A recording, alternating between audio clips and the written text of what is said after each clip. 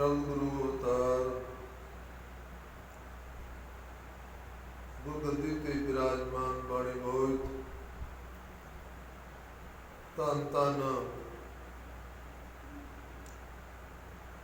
आश्री गुरु ग्रंथ साहिब की पावन जोरी अंदर सच बैठी गुरु खालसा सत्संग जीओ।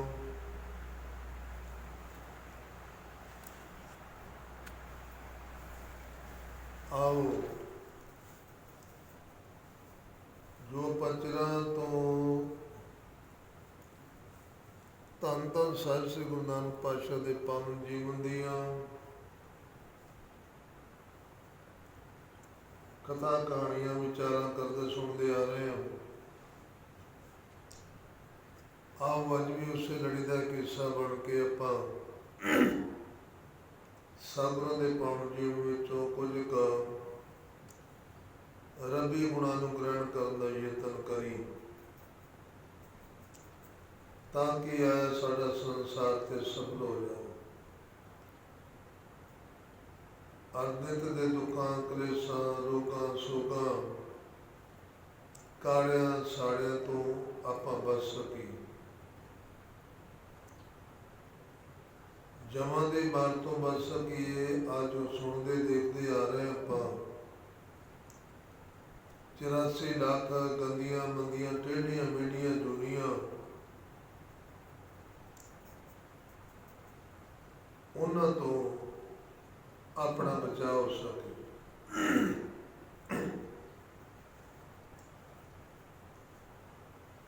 उन प्यारो अपन पातशाह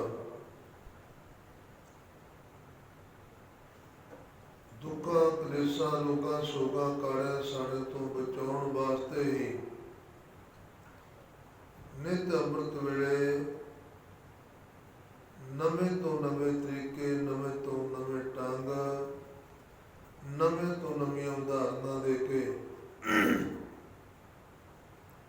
साडा जीवन सफल बनाना चाहते हैं।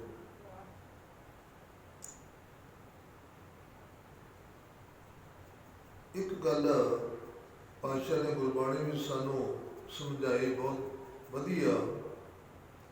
वैसे टोटल वधिया कि वधिया तो वधिया गल्लां पातशाह सानू उदाहरणा दे के समझाउंदे।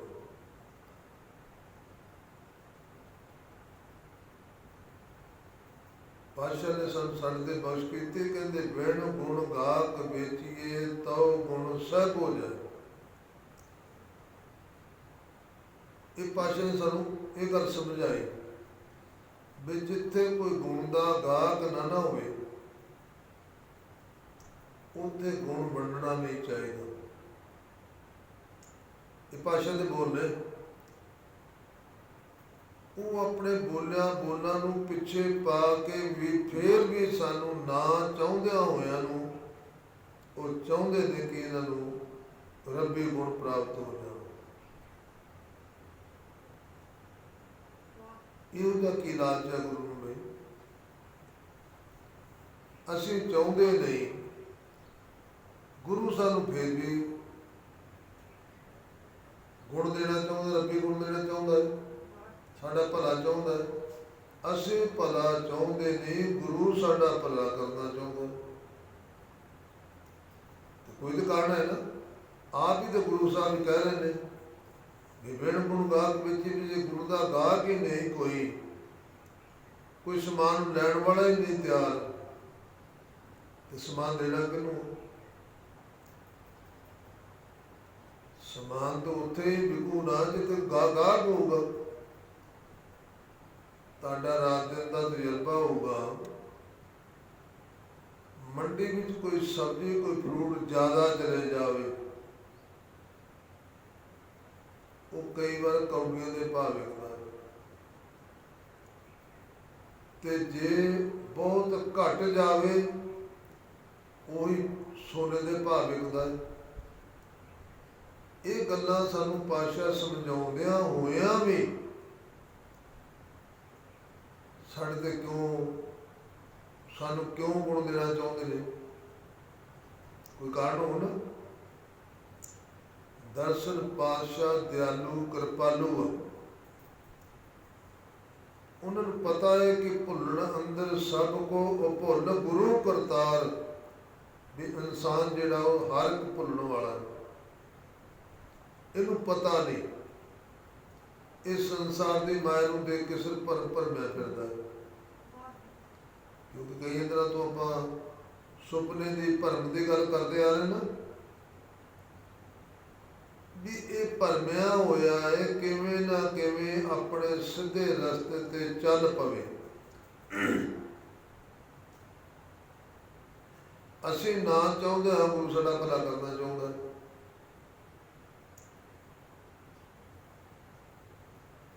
ਹੁਣ ਅਸ਼ਟਾਵਕਰ ਤੇ ਆਪਾਂ ਰਾਜ ਜਨਕ ਦੀ ਗੱਲ ਕਰਦੇ ਆ ਰਹੇ। ਹੁਣ ਰਾਜਾ ਜਨਕ ਤੇ ਚਾਹੁੰਦਾ ਸੀ,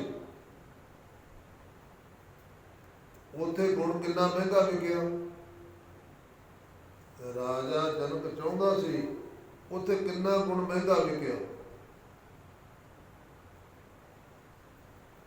ਰੱਬੀ ਗੁਣਾਂ ਦੀ ਜਦੋਂ ਦਾਤ ਮਿਲ ਗਈ, ਉਹਨਾਂ ਰੱਬੀ ਗੁਣਾਂ ਦੇ ਨਾਲ ਰੱਬ ਦੇ ਕੋਲ ਹੀ ਪਹੁੰਚ ਗਏ।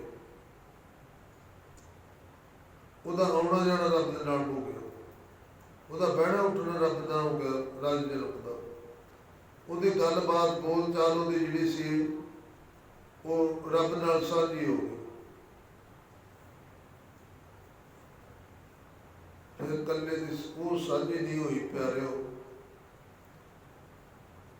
ਜਿਸ ਗੁਰੂ ਨੇ ਏਡਾ ਵੱਡਾ ਭਲਾ ਕੀਤਾ ਰਾਜੇ ਜਨਕ ਤੇ ਪਾਤਸ਼ਾਹ ਨੇ ਇੱਕ ਗੱਲ ਕਹੀ, ਸਾਨੂੰ ਸਮਝਾਈ। ਉਹ ਕਹਿੰਦੇ ਗੁਰ ਪਰਮੇਸ਼ਰ ਇੱਕੋ ਜਾਣ। ਜਿੱਦਾਂ ਅਸੀਂ ਨਹੀਂ ਚਾਹੁੰਦੇ ਗੁਣ ਪਾਤਸ਼ਾਹ ਫਿਰ ਵੀ ਸਾਨੂੰ ਦੇਣਾ ਚਾਹੁੰਦੇ। ਕਿਉਂ? ਕਿ ਰੱਬ ਦਾ ਸੁਭਾਅ ਭਲਾ ਕਰਨਾ। ਬੁਰਾ ਤਾਂ ਪਹਿਲਾਂ ਕਦੇ ਹੁੰਦਾ ਸਾਡੇ ਕਰਮਾਂ ਅਨੁਸਾਰ ਹੁੰਦਾ ਹੈ, ਸਾਡੇ ਕੀਤੇ ਕਾਰਨਾਂ ਕਰਮਾਂ ਅਨੁਸਾਰ। ਰੱਬ ਸਭ ਦਾ ਭਲਾ ਕਰਦਾ ਹੈ, ਰੱਬ ਨਹੀਂ ਕਿਸੇ ਦਾ ਬੁਰਾ ਕਰਦਾ।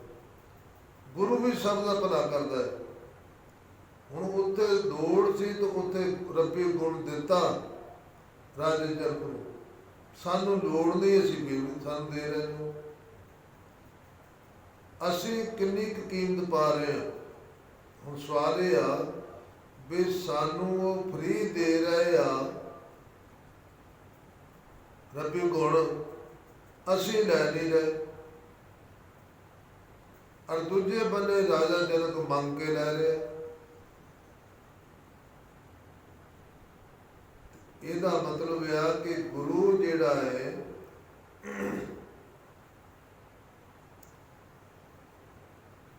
ਉਹ ਦਇਆਲੂ ਤੇ ਕਿਰਪਾਲੂ,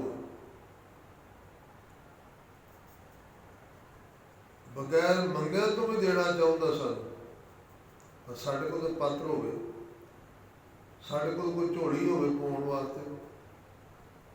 ਹੁਣ ਰਾਜਾ ਦੇ ਉੱਤੇ ਝੋਲੀ ਫੈਲਾ ਕੇ ਬੈਠਾ ਸੀ ਵੀ ਮੇਰੀ ਝੋਲੀ ਖੈਰ ਪਾਓ। ਦਰਅਸਲ ਪਿਆਰਿਓ, ਗੁਰੂ ਦਾ ਜਿਹੜਾ ਚੇਲੇ ਦਾ ਨਾਤਾ ਹੈ ਨਾ, ਇਹ ਤਾਂ ਹਮੇਸ਼ਾ ਮੰਗ ਕੇ ਮਿਲਦਾ, ਚਾਹਿਆ ਮਿਲਦਾ ਹੈ।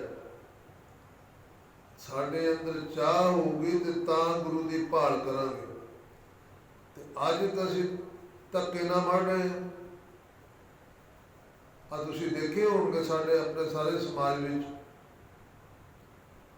ਬੜੇ ਬੜੇ ਪੋਸਟਰ ਲੱਗ ਜਾਂਦੇ ਆ, ਅਨੰਦਾਂ ਦੀ ਅੰਮ੍ਰਿਤ ਸੰਚਾਰ ਹੋ ਰਿਹਾ, ਵੱਧ ਤੋਂ ਵੱਧ ਸੰਗਤਾਂ ਪਹੁੰਚਣ, ਉੱਥੇ ਕਕਾਰ ਮੁਕਤ ਦਿੱਤੇ ਜਾਣਗੇ, ਉੱਥੇ ਆਹ ਚੀਜ਼ ਮੁਕਤ ਦਿੱਤੀ ਜਾਊਗੀ। ਜੇ ਪੈਸਾ ਲੱਗਾ ਹੋਵੇ ਤੇ ਪੈਸਾ ਕਮਾਇਆ ਕਿੱਦਾਂ ਜਾਂਦਾ? ਦੁਖੀ ਹੋ ਗਏ। ਪੈਸਾ ਕਮਾਇਆ ਕਿੱਦਾਂ ਜਾਂਦਾ? ਦੁਖੀ ਹੋ ਗਏ। ਦੁਖੀ ਹੋਏ ਪੈਸੇ ਕਮਾਏ ਪੈਸੇ ਦੀ ਬੰਦਾ ਸਾਰ ਕਰੂਗਾ। ਤੇ ਤੁਸੀਂ ਸਮਾਜ ਵਿੱਚ ਦੇਖਿਆ ਹੋਊਗਾ 2 ਨੰਬਰ ਵਾਲੇ ਪੈਸੇ ਉਡਾ ਰਹੇ ਨੇ, ਉਡਾ। ਚਾਹੇ ਉਹ ਨਸ਼ੇ ਪੱਤੇ ਨਹੀਂ ਉਡਾਉਂਦੇ ਹੋਣ, ਵਿਸ਼ੇ ਵਿਕਾਰਾਂ 'ਤੇ ਉਡਾਉਂਦੇ ਹੋਣ, ਵਿਆਹਾਂ ਸ਼ਾਦੀਆਂ 'ਤੇ ਵੀ ਉਡਾਉਂਦੇ ਹੋਣ। ਆ बड़े बड़े जलसे जलूसा के बड़े बड़े पोस्टर के सारा 2 नंबर का पैसा जोड़ा उठ रहा। एक जिमींदार जिन्हें हुकूमत सिंध की कमाई की है, उन्हें घर का 500 रुपये का समान लिया ना रसोई का, वो कई बार सोचूगा भी 500 रुपया लग जाना, कई बार सोचूगा और कई दिन सोचता हूँ कि 500 रुपया लग गया, क्योंकि बहुत औखा कमाया। गुरु प्यारो इन्ना सस्ता नहीं जिन्ना असीं सस्ता कर दिता। पहला तुसीं इतिहास पढ़िया होगा, 12-12 साल ज़्यादा भी गुरु दे दर ते गुरु के आश्रम में जाके भांडे मांजने पैंदे, बुकर भारे करने पैंदे, पानी की सेवा करनी पैंदी, लंगर की सेवा करनी पैंदी, बालन की सेवा करनी पैंदी। फिर किते जाके जदों साडा थोड़ा गुरु साडे तो मन साडा साफ करा लैंदा, कराउंदा गुरु है, कराउंदा साडे तो मन साफ जदों हो जांदा, उदों गुरु दीक्षा दिंदा भी हुण इहदा मन जिहड़ा है वो रब दे नाल लगूगा, रब दे नाम नाल। ते अज मैं अपनी गल करदा, मैं किसी धर्म की गल नहीं करदा। अज धक्के नाल मिन्नतां कर करके फ्री समान दे के ककार दे के ते गुरु वाला बनाया जाता है, तो वो किन्ना कुछ रहिंदा है, 10 दिन 20 दिन महीना, चलो कुछ 6 महीने कट जूगा, ये तो बाद फिर आप कल विचार करते दीन गवाया दुनी सो दुनी ना चाली साथ, पाया पाए कुहाड़ा मारिया गाफले अपने हाथ। फिर दुनिया की खातर फिर गुरु नूं एक पासे कर दिता भी गुरु साहब तू तो इत्थे बैठ, मैं दुनिया नाल मिल के लावां। फिर इहो जिहा मिलता है कि उत्थे घुल मिल जाता है, दुनिया विच घुल मिल जाता है। ते दुनिया जदों किते मुसीबत आउंदी पैंदी, फिर बंदे इसे बंदे ते मुसीबत पैंदी आ जिन्हें गुरु नूं छड्ड के दुनिया दे नाल, दीन दे नाल, भाईचारे दे नाल, समाज दे नाल साझ पा लई, ते फिर वो सारे पाप तो बड़े पाप भी करता है। फिर वो कई गुणा मार बैठ जी ना वो मन को होर ला लेता। गुरु तो कहता तू पासे बैठ, हो मैं संसार दे नाल गलबात करना, संसार दा भी दुख सुख सुनना, मेरा नक नहीं रहना समाज विच। प्यारो पता तो उदों लगना नक का भी समाज में नक रहिंदा है कि उस निरंकार के दर ते नक रहिंदा है। इत्थों का समाज का नक लत्था होया जुड़ सकता है, सच जानियो। इत्थों का समाज चो लत्था होया नक जुड़ सकता है, तो जे रब दे घर चो नक वड्डिया गया ना वो नहीं मुड़ के जुड़ना, वो तो फिर 84 लाख जून का गेड़ा पक्का ही पक्का है। हुण गुरु तत्वेता होना चाहिए, जिस तरह अष्टावक्र सीगा जिन्हें एक क्षण में ज्ञान कराता, तो ज्ञान कला करके उन्होंने खाली नहीं छड्डिया, एवं वारा नहीं छड्डता जिता सानू अमृत छकाता वारा छड्डता, जाओ जो मर्जी करो। पाले डूंगे डूंगे चोड़े नशे पत्ते कर लगे, शराबा खवाबा पीण लगे, कि गुरु ने सानू ये कहा सी भी तुसी मैनू भी सद लियो, नशा पत्ता भी कर सद लियो, कि गुरु ने सानू ये गल कही सी।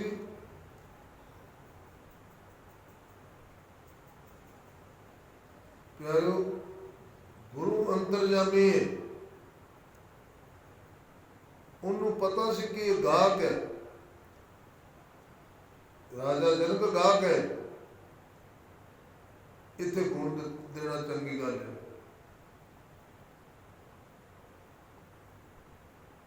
ਇਹੋ ਜਿਹਾ ਗੁਣ ਦਿੱਤਾ, ਰੱਬ ਨਾਲ ਮਿਲਾਪ ਕਰ ਦਿੱਤਾ।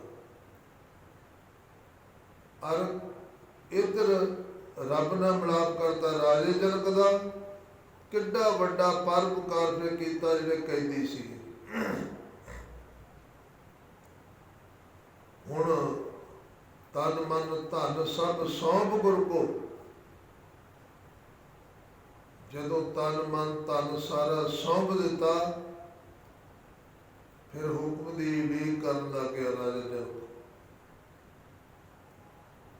ਕਹਿਣ ਲੱਗਾ ਤੂੰ ਮਾਰਗ ਦੱਸ ਦਿੱਤਾ ਮੈਨੂੰ, ਮੈਂ ਮਾਰਗ ਤੇ ਚੱਲਣਾ ਹੈ, ਪਰ ਮੈਂ ਜੀਵ ਨੂੰ ਚੋਣ ਕਰਦਾ ਕੀ ਹੈ, ਇਹ ਵੀ ਪੁੱਛ ਲਿਆ ਨਾਲ। ਹੁਣ ਪਰਉਪਕਾਰੀ ਗੁਰੂ ਪਰਉਪਕਾਰੀ ਹੁੰਦਾ। ਫਿਰ ਕੋਈ ਵੀ ਗੁਰੂ,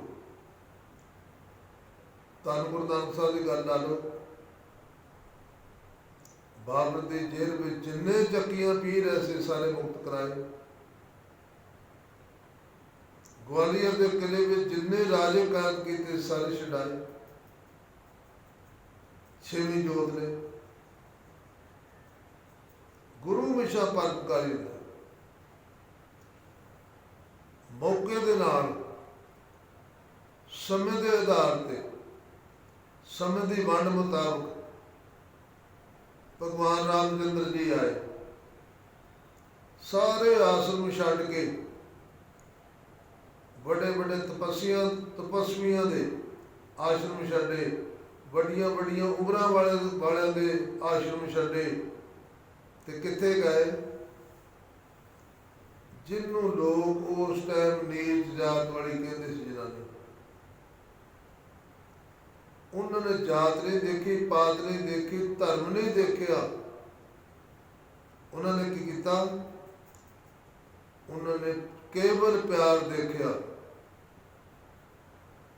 ਤੇ ਸਾਰੇ ਆਸ਼ਰਮਾਂ ਨੂੰ, ਰਿਸ਼ੀਆਂ ਮੁਨੀਆਂ ਨੂੰ ਛੱਡ ਕੇ ਤੇ ਭੀੜੇ ਦੇ ਜਾ ਕੇ ਝੂਠੇ ਬੇਰ ਖਾ ਲਏ।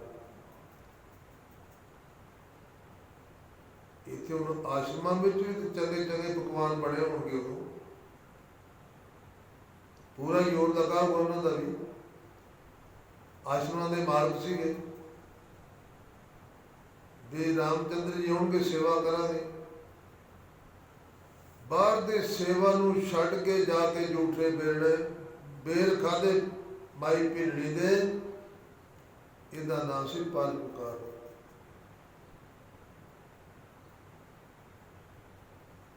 ਹੁਣ ਹੁਕਮ ਮੰਗ ਰਿਹਾ ਹੈ, ਹੁਣ ਅੱਗੇ ਮੈਨੂੰ ਕੀ ਹੁਕਮ ਹੈ? ਤੇ ਪਰਉਪਕਾਰੀ ਗੁਰੂ ਅਸ਼ਟਾਵਕਰ ਜੀ, ਉਹਨੇ ਕਿਹਾ ਜਿੰਨੇ ਕੈਦੀ ਅੰਦਰ ਬੰਦ ਕੀਤੇ ਸਾਰੇ ਛੱਡ, ਆਪੋ ਆਪਣੇ ਘਰੋਂ ਜਾਓ, ਆਪਣੇ ਬੱਚਿਆਂ ਨਾਲ ਜਾ ਕੇ ਮਿਲੋ। ਤੇ ਫਿਰ ਰਾਜ ਦੇ ਅਧੀਨ ਸਭ ਰਾਜ ਨੂੰ ਹੁਕਮ ਕਰਦਾ, ਬੜ ਜਾਓ। ਗਿਆਤ ਆਪਦਾ ਬਾਪ ਲੈਣ ਸੀ ਨਾ, ਆਪਦੇ ਬਾਪ ਨੂੰ ਇਕੱਲੇ ਨੂੰ ਨਹੀਂ ਲੈ ਕੇ ਆਇਆ। ਮਾਤਾ ਦੇ ਮਾਤਾ ਨੂੰ ਤੇ ਇਹੋ ਘਰ ਤੋਂ ਕਹਿਆ ਕਿ ਆ ਸੀ ਵੀ ਮੈਂ ਬਾਪ ਨੂੰ ਆਪਣੇ ਨੂੰ ਲੈ ਕੇ ਆਉਣਾ। ਮਾਤਾ ਦੇ ਇਹੋ ਕਹਿ ਕੇ ਆਇਆ ਸੀ। ਪਰ ਆਪਦੇ ਬਾਪ ਦੇ ਨਾਲ ਜਿੰਨੇ ਵੀ ਕੈਦੀ ਸੀ ਰਿਸ਼ੀ ਮੁਨੀ ਸਾਰੇ ਛਡਾਏ, ਸਾਰਿਆਂ ਨੂੰ ਘਰੋਂ ਘਰੇ ਭੇਜਿਆ ਬੜੇ ਸਤਿਕਾਰ ਦੇ ਨਾਲ। ਹੁਣ ਰੱਬ ਦੀ ਤੇ ਰਾਜੇ ਜਨਕ ਦੀ ਇੱਕ ਗੱਲ ਹੋ। ਹੁਣ ਮਾਇਆ ਵਿੱਚ ਉਦਾਸੀ, ਜਿਹੜੀ ਮਾਇਆ ਸਾਨੂੰ ਰੱਬ ਨਾਲੋਂ ਤੋੜਦੀ ਆ, ਉਹ ਹੁਣ ਮਾਇਆ ਆਪਣੀ ਨਹੀਂ ਮੰਨੀ ਉਹਨੇ। ਇਹਨੇ ਕਿਹਾ ਉਹ ਤੇਰੀ ਆ, ਤੇ ਜੋ ਜਿੱਦਾਂ ਤੂੰ ਕਹੇ ਮੈਨੂੰ ਉਦਾਂ ਕਰ ਜੂਗਾ। ਉਹ ਮਾਇਆ ਜਿਹੜੀ ਸੀ ਰਾਜੇ ਜਨਕ ਨੇ ਪਰਉਪਕਾਰ ਵਿੱਚ ਲਾਤੀ, ਉਸ ਦਾ ਰਹੀ ਉਹਦੇ ਕੋਲ ਹੀ। ਇਹ ਨਹੀਂ ਕਿ ਗੁਰੂ ਨੂੰ ਦੇ ਦਿੱਤੀ, ਅਸ਼ਟਾਵਕਰ ਆਪਣੇ ਘਰ ਨੂੰ ਲੈ ਗਿਆ ਸਾਰੀ ਮਾਇਆ ਇਕੱਠੀ ਕਰਕੇ, ਨਹੀਂ। ਮੈਂ ਕਿਹਾ ਭਲੇ ਕਰਮ ਕਰ ਇਹਦੇ ਨਾਲ, ਇਹਨੂੰ ਮੇਰੀ ਸਮਝੀ,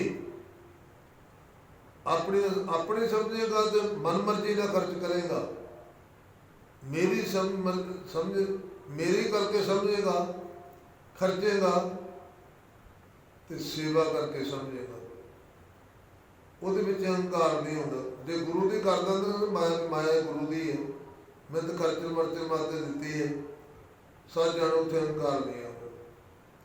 ਹੁਣ ਰਾਜੇ ਜਨਮ ਕਦੇ ਮਾਇਆ ਦਾ ਘਾਟਾ ਸੀ, ਮਾਇਆ ਵਿੱਚ ਵੀ ਉਦਾਸੀ ਹੋਇਆ, ਮਾਇਆ ਵਿੱਚ ਵੀ ਮਾਇਆ ਤੋਂ ਨੱਲੇ ਭਰਿਆ। ਉਦਾਹਰਨਾਂ ਸਾਨੂੰ ਵੀ ਪਾਤਸ਼ਾਹ ਨੇ ਬਹੁਤ ਦਿੱਤੀਆਂ। ਉਹ ਕਹਿੰਦੇ ਸਾਗਰ ਬਹੁਤ ਵੱਡਾ ਹੁੰਦਾ ਹੈ, ਸਾਗਰ ਬਹੁਤ ਵੱਡਾ ਹੁੰਦਾ ਹੈ, ਲਹਿਰਾਂ ਬਹੁਤ ਵੱਡੀਆਂ ਵੱਡੀਆਂ ਉਹਦੇ ਵਿੱਚ ਪੈਦਾ ਹੁੰਦੀਆਂ ਨੇ, ਛੱਲਾ ਜਿਹਨੂੰ ਆਪਾਂ ਕਹਿ ਦਿੰਦੇ। ਗੁਲਾਬ ਦਾ ਫੁੱਲ ਛੋਟਾ ਜਿਹਾ ਹੁੰਦਾ ਹੈ, ਉਹ ਲਹਿਰਾਂ ਭਾਵੇਂ 10 ਫੁੱਟ ਉੱਚੀ ਹੋਵੇ, ਭਾਵੇਂ 5 ਫੁੱਟ ਉੱਚੀ ਹੋਵੇ, ਭਾਵੇਂ 8 ਫੁੱਟ ਉੱਚੀ ਹੋਵੇ ਲਹਿਰ, ਔਰ ਪੁੱਠੀਆਂ ਸਿੱਧੀਆਂ ਵਗਦੀਆਂ ਉਹ ਲਹਿਰਾਂ ਚੱਲਦੀਆਂ, ਕਦੇ ਉਹ ਪਾਣੀ ਨੂੰ ਡੋਬ ਨਹੀਂ ਸਕਦਾ, ਉਹ ਪਾਣੀ ਲਹਿਰਾਂ ਵਾਲਾ ਕਦੇ ਕਮਲ ਨੂੰ ਡੋਬ ਨਹੀਂ ਸਕਦਾ, ਉਹ ਤਰਦਾ ਰੂਪ ਪਰਮੇਸ਼ਰ। ਮਾਇਆ ਜਿੰਨੀ ਮਰਜ਼ੀ ਆ ਜਾਵੇ, ਪਰ ਮਾਇਆ ਵਿੱਚ ਸਾਨੂੰ ਰਹਿਣਾ ਆ ਜਾਵੇ, ਮਾਇਆ ਆਵੇ ਜਿੰਨੀ ਮਰਜ਼ੀ ਆਵੇ, ਪਰ ਮਾਇਆ ਵਿੱਚ ਸਾਨੂੰ ਰਹਿਣਾ ਆ ਜਾਵੇ। ਜਿੱਦਾਂ ਸਮੁੰਦਰ ਦੇ ਵਿੱਚ ਕਮਲ ਨੂੰ ਰਹਿਣਾ ਆਵੇ। ਹੁਣ ਕਮਲ ਨੇ ਇਹ ਤੇ ਕਮਲ ਸਮੁੰਦਰ ਦਾ ਕਬਜ਼ਾ ਕਰ ਲਿਆ, ਸਮੁੰਦਰ ਤੇ ਪਾਣੀ ਵੱਧਦਾ ਨੂੰ ਚਾਅ ਚੜ੍ਹਦਾ ਹੈ, ਉਹਨੂੰ ਚਾਅ ਚੜ੍ਹਦਾ ਹੈ, ਪਾਣੀ ਸੁੱਕਦਾ ਹੈ, ਮੁਰਝਾ ਜਾਂਦਾ।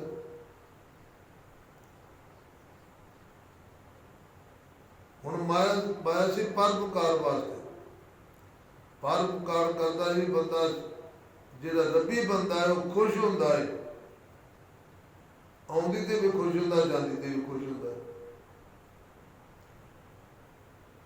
ਤੇ ਜਦੋਂ ਮੁੱਕ ਜਾਊਗੀ, ਜਿੱਥੇ ਹੋਵੇ ਨਾ ਉੱਥੇ ਤੇ ਕਮਲ ਦੀ ਨਿਉ ਫਿਰ ਸੁੱਕ ਹੀ ਜਾਊਗਾ। ਹੋਣੀ ਚਾਹੀਦੀ ਮਾਇਆ ਜੀਵਨ ਵਿੱਚ, ਲੇਕਿਨ ਉਹਦੇ ਵਿੱਚ ਰਹਿਣਾ ਇਸ ਤਰੀਕੇ ਨਾਲ ਚਾਹੀਦਾ ਵੀ ਇਹ ਪਰਉਪਕਾਰ ਤੇ ਲੱਗੇ। ਗੁਰੂ ਜਿੱਦਾਂ ਚਲਾਉਣਾ ਚਾਹੁੰਦਾ ਉੱਦਾਂ ਚੱਲੇ। ਹੁਣ ਪਿਆਰੋ, ਜਦੋਂ ਇਹ ਗੱਲ ਦੀ ਸਾਰੀ ਸਮਝ ਆ ਗਈ, ਰੱਬੀ ਗੁਣਾਂ ਦੀ ਸਮਝ ਆ ਗਈ, ਹੁਣ ਮਾਇਆ ਤੋਂ ਨਿਰਲੇਪ ਹੋ ਗਿਆ, ਮਨ ਸਾਫ਼ ਹੋ ਗਿਆ। ਤੇ ਸਾਫ਼ ਕਿਵੇਂ ਆ? ਸੁਣਿਆ ਦੁੱਖ ਪਾਪ ਕਾ ਨਾਸ਼, ਦੁੱਖਾਂ ਪਾਪਾਂ ਦਾ ਵੀ ਨਾਸ਼ ਹੋ ਗਿਆ, ਕਾਲਿਆਂ ਸਾੜਿਆਂ ਦਾ ਵੀ ਨਾਸ਼ ਹੋ ਗਿਆ, ਫਿਕਰਾਂ ਚਿੰਤਾਵਾਂ ਜਿੰਨੀਆਂ ਸੀਗੀਆਂ ਉਹਨਾਂ ਦਾ ਵੀ ਨਾਸ਼ ਹੋ ਗਿਆ, ਅਹੰਕਾਰ ਵੀ ਖਤਮ ਹੋ ਗਿਆ। ਹੁਣ ਆਪਾਂ ਇਹਨੂੰ ਸਿੱਧ ਕਰਾਂਗੇ ਵੀ ਮਾਇਆ ਤੋਂ ਕਿੱਦਾਂ ਨਿਰਲੇਪ ਹੋ ਗਿਆ, ਕਿੱਦਾਂ ਪ੍ਰੈਕਟੀਕਲ ਕਰਕੇ ਉਹਨੂੰ ਦਿਖਾਇਆ ਸੰਸਾਰ ਨੂੰ ਮਾਇਆ ਤੋਂ।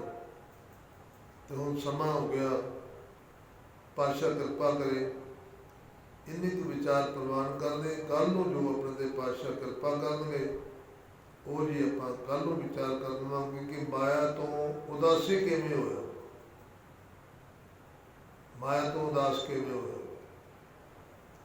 ਉਦਾਸ ਹੋਣ ਕੇ ਉਹਨੂੰ ਉਹਦਾ ਫਲ ਕੀ ਮਿਲਿਆ, ਉਦਾਸ ਹੋਇਆ ਤਾਂ ਉਹਦਾ ਫਲ ਕੀ ਮਿਲਿਆ। ਹੋਈਆਂ ਭੁੱਲਾਂ ਦੀ ਖਿਮਾ ਬਖਸ਼ ਕਰ ਦੇ। ਆਓ ਹੁਣ ਆਪਾਂ ਪਿੰਡ ਦੇ ਭਲੇ ਵਾਸਤੇ, ਪਿੰਡ ਦੀ ਸੁੱਖ ਸ਼ਾਂਤੀ ਵਾਸਤੇ ਸਾਧੂਆਂ ਦੇ ਚਰਨਾਂ ਵਿੱਚ ਅਰਦਾਸ ਬੇਨਤੀ ਕਰੀਏ। ਵਾਹਿਗੁਰੂ ਜੀ ਕਾ ਖਾਲਸਾ, ਵਾਹਿਗੁਰੂ ਜੀ ਕੀ ਫਤਿਹ।